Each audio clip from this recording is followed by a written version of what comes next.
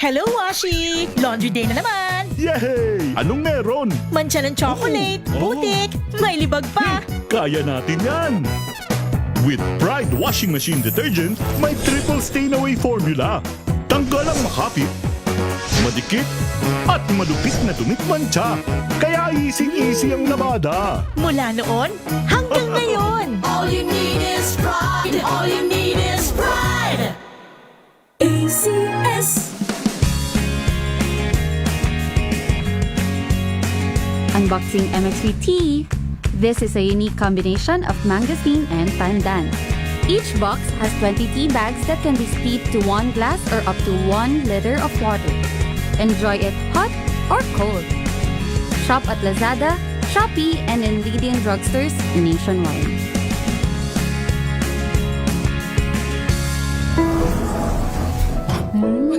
Amoy forever. Amoy LQ. Amoy New Cala Berry Blues.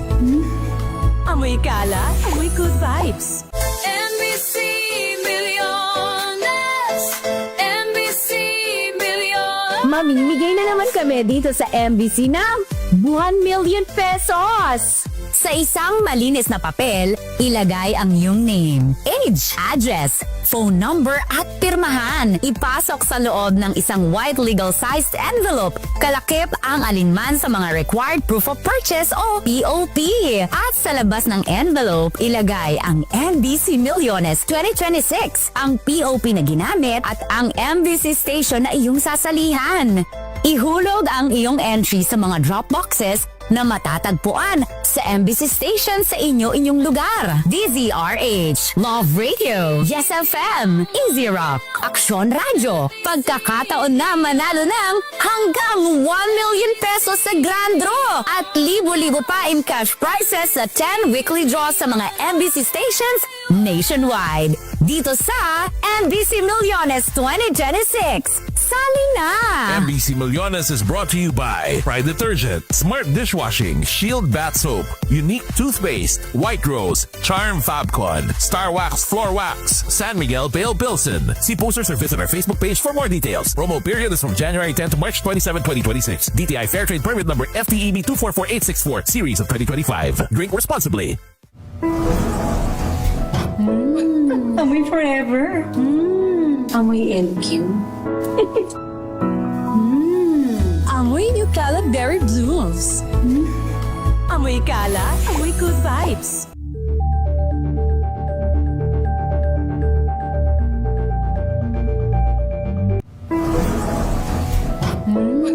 Amoy forever. Amoy LQ.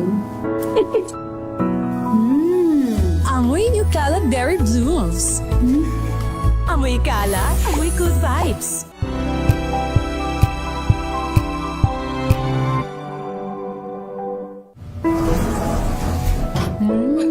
Amoy forever. Amoy LQ. Amoy New Cala Berry Blues.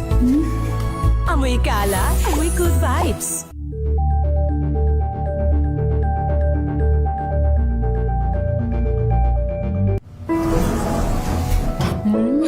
Amoy forever. Amoy LQ. Amoy New Cala Berry Blues. Amoy kala, amoy good vibes!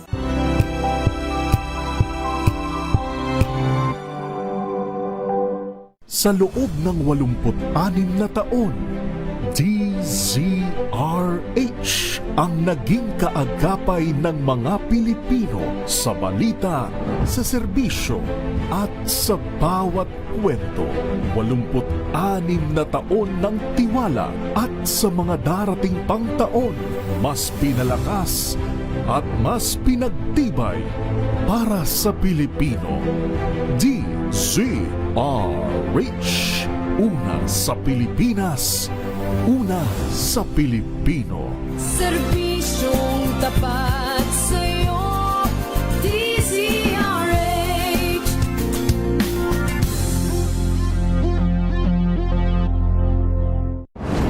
Kung good vibes ang hanap mo, dito ka na sa sigurado! Mula sa mga istoryang nagbibigay ng inspirasyon hanggang sa mga kwentong may dalang solusyon. Mga balitang pampagaan ang pakiramdam at pampaganda ng araw. Hindi lang ba sa good news, kundi the better news. Mula Lunes hanggang Biyernes, 1:00 ng tanghali sa DZRH TV.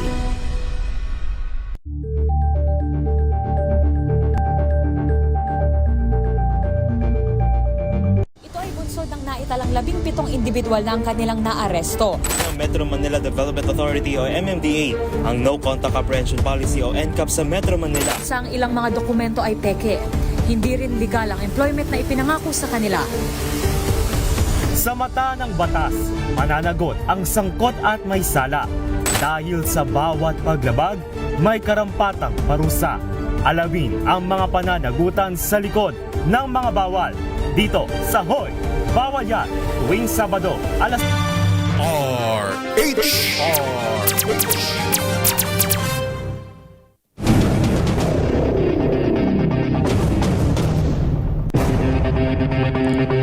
Balik tayo sa inyong programa, Rapido Hataw Balita. Sa ngalan nila kay Ray Sibayan, ito ang inyong lingkod, si Romel Fuertes. Pilipinas at France lumagda sa Visiting Forces Agreement. RH number 52, Edniel Parosa sa detalye. Edniel. Kay Romel, formal nang nilagdaan ng Pilipinas at France ang status of Visiting Forces Agreement o VFA na magpapalakas ng defense cooperation o joint military activities ng dalawang nasyon. Ayon sa Department of National Defense, sinelyuhan ang kasunduan ni Secretary Guillermo Teodoro at French Minister for the Armed Forces and Veterans, Catherine Vautrin, tapos ang bilateral meeting na isinagawa sa Paris. Umasa ang dalawang kampo na sa pamagitan ng tagumpay na negosasyon magkakaroon ng mas malalim na ugnayan ng Armed Forces of the Philippines at French Armed Forces. Ika-6 na ang Pransya sa mga bansang may parehong kasunduan ng Pilipinas. Unay ang Amerika, sinundan ng Australia, Japan, New Zealand at Canada. At una rin ng France na European partner na may BFA. Sa bisa nito, mapahintulutan ang pagpapadala ng puwersa ng dalawang nasyon upang magsanay sa teritoryo ng isa't isa. Samantala, sa nabanggit na meeting, natalakay rin ang regional security concerns gaya dito sa Indo-Pacific region at doon sa may bahagi ng Middle East. Nagpayag ang magkaalyado ng suporta sa United Nations Convention on the Law of the Sea at 2016 Arbitral Award. Ako si Edniel Parosa, DZRH. Una sa Pilipinas. Una sa Pilipino. Mag-ina binaril dahil sa away sa lupa, anak patay sa Davao. Ibalita mo yan, RH o Action Radio Davao correspondent June Soter. June. Nasawi ang isang lalaki habang sugatan naman ang kanyang ina sa insidente ng pamamaril sa Sitio Binyan, Barangay Tamugan, Marulog District, Davao City, Marso 26, 2026. Ayon sa report ng kapulisan, naganap ang insidente bandang alas 6:40 ng umaga kung saan kapwa nagtamo ng tama ng bala sina Jennifer Libria, 54 anyos, ang anak nitong si Jeric Libria, 35 anyos, kapwa residente sa nasabing lugar. Agad sila isinugod sa ospital sa Kalinan, Davao City, sakay ng sasakyan ng barangay, subalit idineklarang dead on arrival si Jeric bandang alas 9:20 ng gabi dahil sa tama ng bala sa ulo at tuhod. Samantala, nasa stable condition naman si Jennifer matapos magtamo ng sugat sa tiyan at binti. Sa investigasyon, sinabi ng isang saksi nakarinig siya ng sunod na putok bago makita ang dalawang suspek na mabilis na tumakas mula sa pinangyarihan. Ayon pa sa biktima, habang pauwi sila ng kanyang anak ay biglang sumulpot ang dalawang lalaki at pinagbabaril sila. Kinilala niya ang mga suspek na sina alias Lito Gallego na itinuturong gunman at JR Gallego. Sa sinagawang hot pursuit operation, agad na naresto si JR Gallego habang patuloy namang tinutugis ang isa pang suspek. Na-recover sa crime scene ang 5 basyo ng bala na pinaniwalaan mula sa 9mm pistol na isa sa ilalim sa ballistic examination. Tinukoy ng kapulisan ang alitan sa lupa bilang posibleng motibo ng krimen habang nagpapatuloy ang mas malalim na investigasyon. Ito si June Soter para sa DZRH. Una sa Pilipinas, una sa Pilipino. Maraming salamat, June Soter. Magatid sa ating oras, 10 minuto bago sumapit ang alas 3 ng hapon. Standby, June Dimakutak. Ang oras na yan ay hatid sa inyo ng Pag magaling ang produkto, kahit simple ang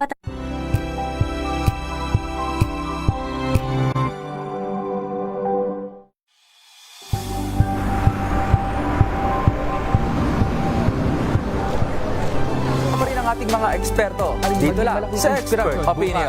Ito ang The Better You. TNVS. Trending and Isang kwento, iba't ibang anggulo. Dito sa Point of Bawat pananagutan ating tatalakayin dito sa Hoy, Bawal Yan.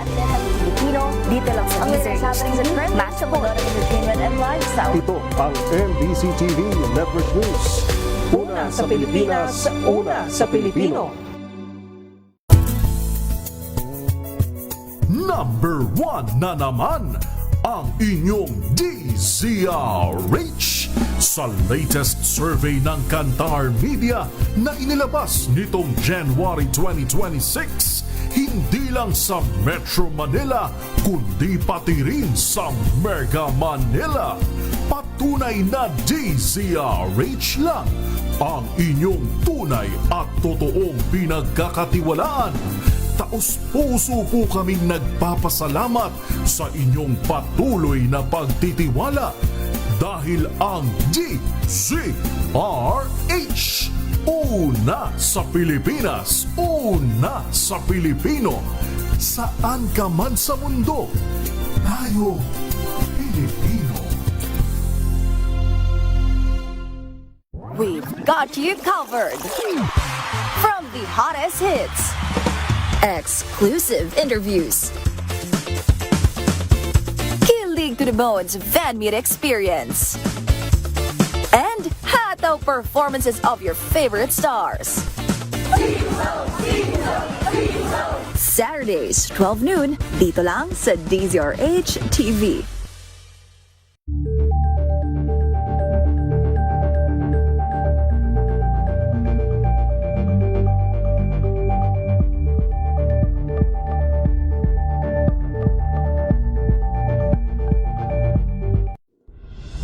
Tuloy-tuloy ang pagtulong, tuloy-tuloy ang pagseserbisyo at tuloy-tuloy ang balitaan kasama si May Binauhan sa Operation Tulong mula Lunes hanggang Biyernes.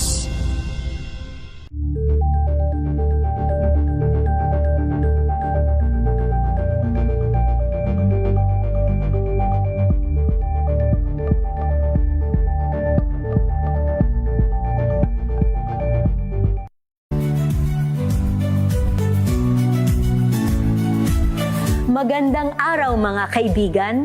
Ito po ang inyong balerina ng bayan, si Lisa Macuja Elizalde, na nag-aanyaya sa inyong samahan kami at ang aming mga espesyal na panauhin para sa kalahating oras ng masayang kwentuhan sa aming programang Art to Art, kung saan ang usapang sining at kultura ay para sa lahat.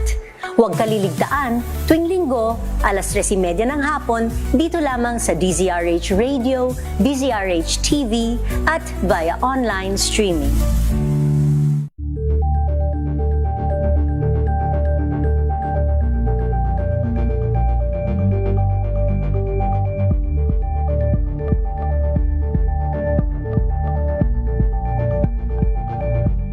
Curious ka ba sa maraming bagay? Kami na ang bahala dyan. Aalamin, tutuklasin at bibigyang linaw namin ang mga katanungang bumabagabag sa inyong isipan. Sa programa kung saan ang bawat sagot ay galing lamang sa mga eksperto. Ang Expert's Opinion, tuwing linggo alas 3 ng hapon, dito lang sa DZRH TV.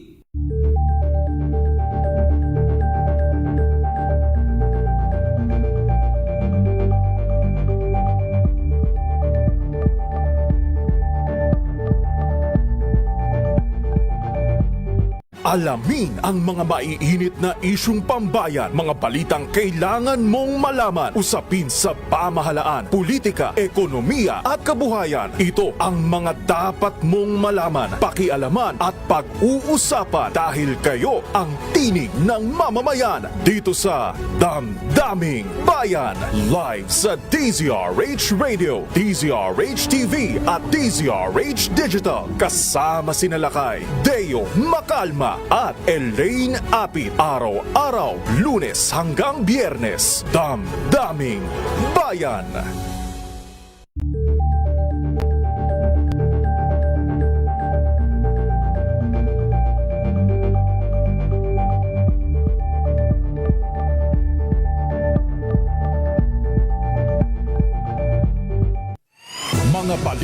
gigising sa inyong umaga. Mga balitang kailangan mong malaman. Mapapakinggan sa ACS Balita sa 2x2 kasama sina Anthony Taberna at Jerry Baha, Lunes hanggang Biyernes.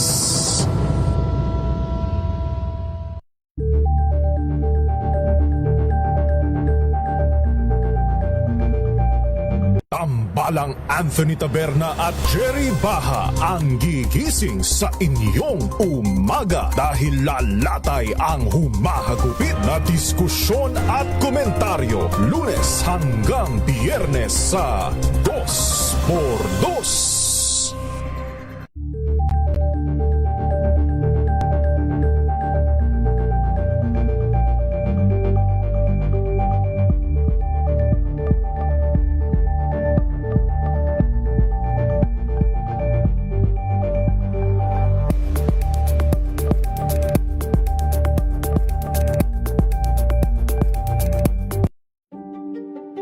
Buklatin ang mga pahina. Pakinggan ang boses ng lipunan. Tunghayan ang mga issue mula sa ibang katayuan. Nakakalungkot kasi deserve ba namin ng ganito? Na hindi nila alam kung ano talaga yung kanilang mga karapatan.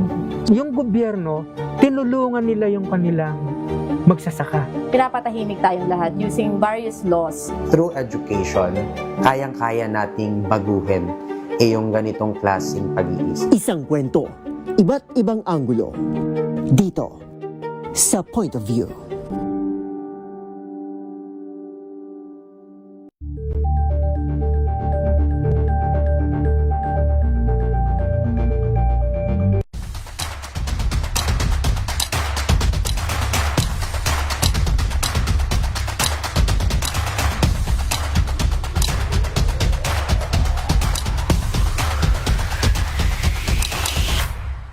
Pickleball as a sport, it's really a social sport. Hindi ko na siya matanggal sa isip ko. Like yung sound of the ball hitting my paddle, yung enjoyment and satisfaction na nakuha ko na I can hit the ball pala kahit hindi naman ako athletic. Hindi lang yung you're out there to destroy the opponent. Parang ito, more on let's have fun, let's have a social gathering, let's have this community.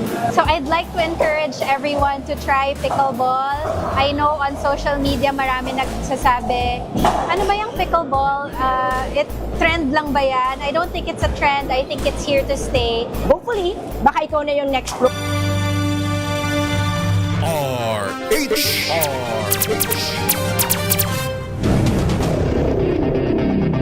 Habol natin ng report mula sa Maguindanao del Sur. Nawawalang Chinese-Malaysian national natagpo ang nakabaon sa isang liblib na lugar. Wala pa si Jundi Makutak? Wala pa? Okay. Dito muna tayo sa report mula sa lalawigan ng Abra, Barangay Tanod, Sugatan sa Paumaril, sa bayan ng Langangilang. Ibalita mo yan, RH number 41, Romy Gonzales. Romy. Nasugatan ng isang barangay Tanog matapos pagbabarili ng mga hindi pa nakikilalang suspek sa barangay Taping, Langangilang, Abra kagabi. Ang biktima na nagtamo ng tama ng baril sa leeg, dibdib at hita ay nakilalang si Flor Baro.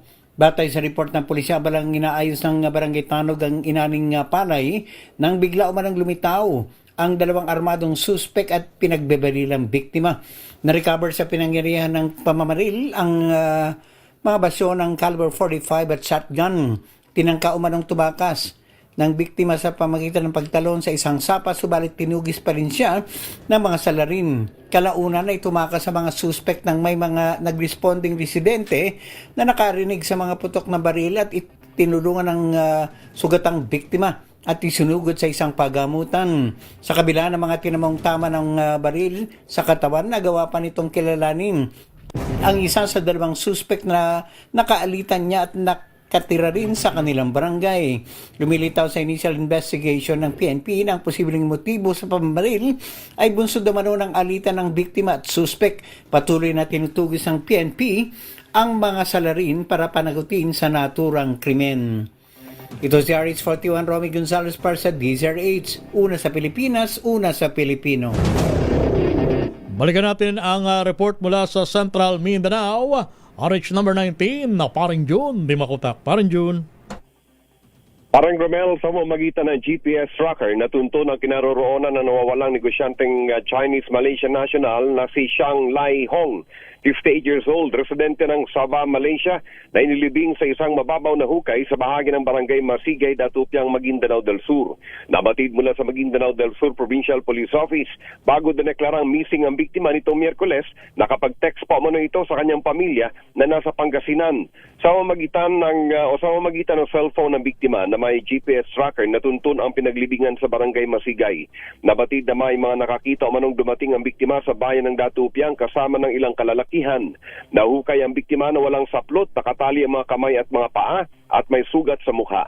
Sa pinakahuling update mula sa PNP Maguindanao del Sur, mayroon ng persons of interest ang hinahanap ng PNP upang mabiyang linaw ang motibo ng krimen. Mula sa Central Mindanao, RH19, June Dimakutat, DZRH, una sa Pilipinas, una sa Pilipino. Maraming salamat, Paring June Dimakutak. At dyan nagtatapos sa inyong programang Rapido Hataw Balita ngayon pong araw ng Biyernes, ika-27 sa buwan ng Marso. Sa ngalan nila kay Ray Sibayan, ito ang inyong lingkod, si Romel Fuertes. Para sa DZRH, una sa Pilipinas, una sa Pilipino. Oras, 2 minuto, makalipas ang alas 3 ng hapon.